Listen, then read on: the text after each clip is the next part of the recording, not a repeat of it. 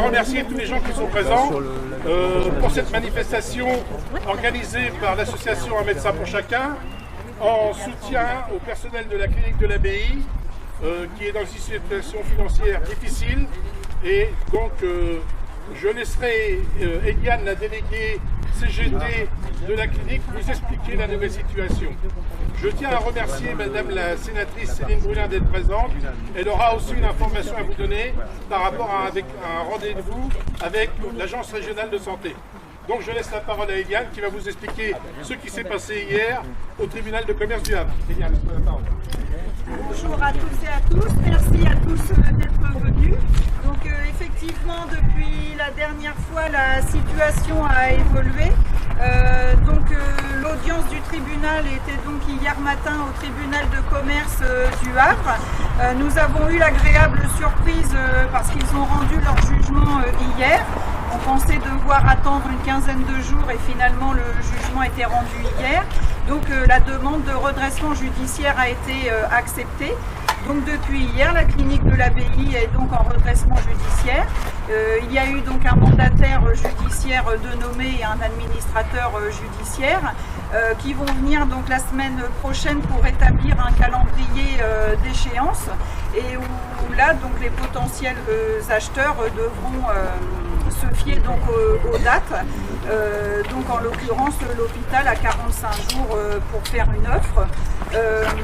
Il y a eu donc après leur conseil de surveillance, donc il y a eu un courrier de fait de la part de l'hôpital qui s'engageait à faire une offre de reprise de la clinique donc pendant la période de redressement judiciaire. Donc bien évidemment nous voulons savoir le contenu de cette offre, les modalités pour savoir à partir de quand éventuellement ils voudraient nous reprendre et aussi surtout savoir s'ils comptent reprendre la totalité des salariés. Donc je laisse la parole peut-être à Madame la sénatrice.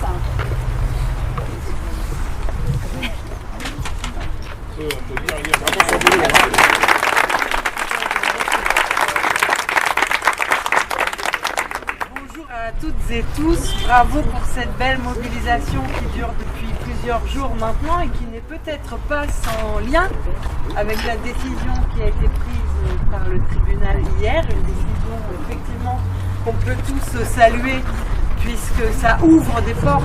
Il va falloir maintenant veiller à ce qu'elles s'ouvrent en entier et que les choses se passent le mieux possible.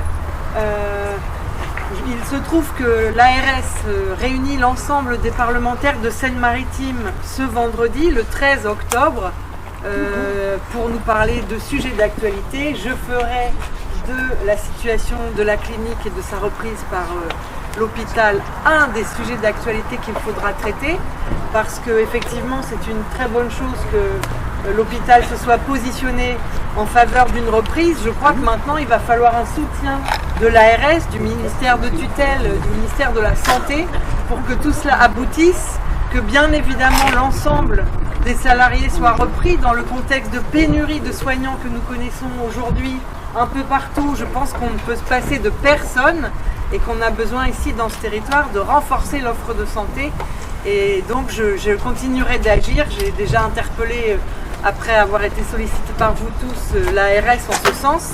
Je vais bien évidemment continuer et j'espère qu'on sera nombreux, y compris parmi les élus locaux et l'ensemble des élus du département à porter ça en ce sens pour qu'effectivement se construise un calendrier de reprise avec des moyens à la clé pour que l'offre de soins ici se solidifie. On en a absolument besoin. Merci à tous.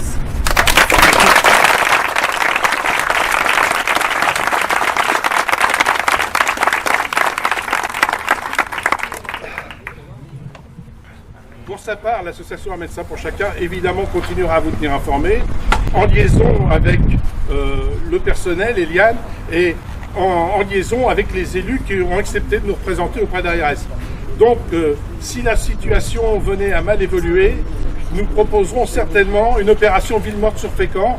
Et je vous invite déjà à tous y réfléchir, de façon à soutenir nos camarades de la clinique pour qu'ils gagnent et puis qu'ils restent tous à travailler ici. Ouais.